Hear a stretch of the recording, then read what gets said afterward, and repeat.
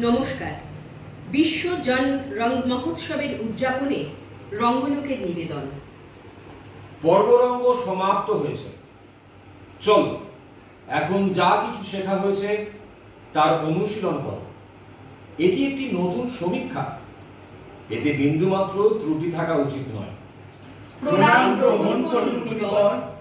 সদা স্নেহময় থাকুন। বলুন ঋষিগণ, কোন উদ্দেশ্যে এসেছেন? হে মুনিবর, যখন থেকে আপনি নাট্যশাস্ত্র রচনা করেছেন, আমাদের হৃদয়ে অনেক প্রশ্ন উঠছে।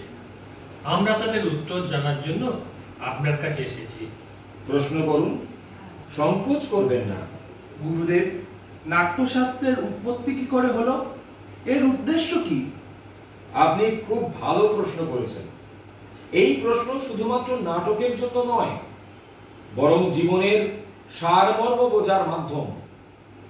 যখন সত্যযুগে মানুষ কাম ও লোভ দ্বারা প্রভাবিত হয়ে অধর্ম ও সংঘর্ষের দিকে যেতে লাগলো, তখন ইন্দ্র ব্রহ্মাকে প্রার্থনা করলেন যে এমন একটি মাধ্যম হোক যাতে দেখা ও শোনার সমন্বয় থাকে এবং যা মানুষকে ধর্ম, অর্থ ও মোক্ষের পথে ফিরিয়ে আনতে পারে।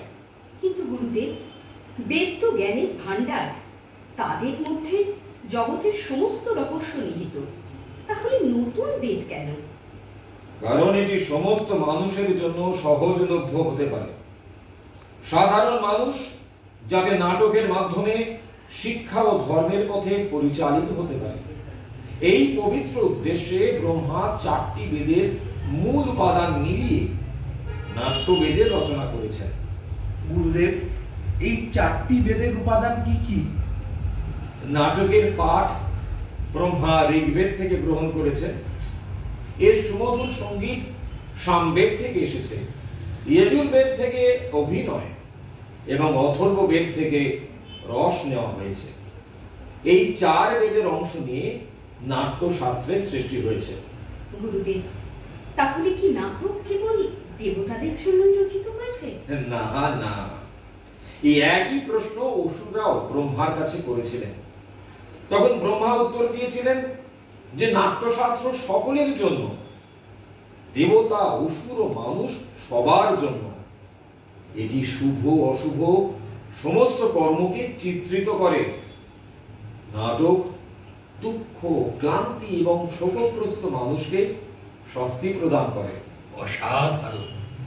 সমগ্র সৃষ্টির সংমিশ্রণ, পার্থিব ও অপার্থিব, বহুমুখী, সমস্ত জীবের অনুভূতির প্রকৃত প্রতিফলনশীল শিল্প। হ্যাঁ ঋষিগণ, নাট্যকে সমস্ত কলার উৎস বলা যেতে পারে, অথবা বলা যেতে পারে এটি সমস্ত কলার মিলনস্থল। মুনিবর, নাট্যকলা তো এক বিস্ময়কর শিল্প। এটি বেঁচে থাকার জন্য শ্বাস নেওয়ার মতোই জরুরি। তাহলে আমাদের সমাজ এটিকে গুরুত্ব সহকারে গ্রহণ করে না কেন? শিল্পকে অনাবশ্যক কেন মনে করা হয়? আমরা তো শিল্পী, নীতি নির্ধারক তো নই।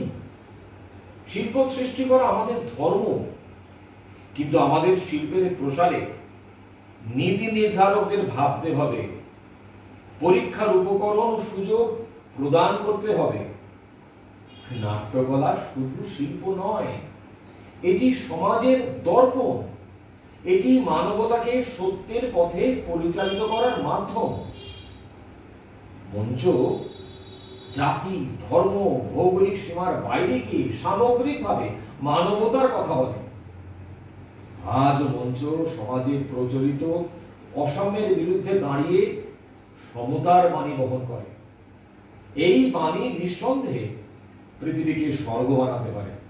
নিঃসন্দেহে মুনিবর, সংস্কৃতি ও শিল্প ছাড়া সমাজ পশুর সমাজ হয়ে যায়। এই আশাই করি এবং প্রত্যাশা রাখি যে সমাজ শিল্প ও শিল্পীদের তাদের প্রাপ্য স্থান দেবে। এই কারণেই নাট্যশাস্ত্রকে পঞ্চম বেদ বলা হয়েছে। পঞ্চম বেদ? সমস্ত বেদের জ্ঞান? ঋষিগণ, আসুন আমরা নাটকের আনন্দ উপভোগ করি। ঋদ্ধি হোক এই রাষ্ট্রের, ঋদ্ধি হোক এই রাষ্ট্রের, সকলের আশা পূর্ণ হোক, সকলের আশা পূর্ণ হোক, সৃষ্টি হোক আনন্দময়, সৃষ্টি হোক আনন্দময়, বিশ্ব সদা সুন্দর হোক, বিশ্ব সদা সুন্দর হোক, পৃথিবী সদা আলোকিত হোক, পৃথিবী সদা আলোকিত হোক, আকাশে শুভ্র আলো ছড়াক, আকাশে শুভ্র আলো ছড়াক, সজ্জনরা নির্ভয়ে থাক, সজ্জনরা নির্ভয়ে থাক, দুর্জনদের সদা বিনাশ হোক। দুর্জনদের সদা বিনাশ হোক। নমস্কার। নমস্কার। নমস্কার।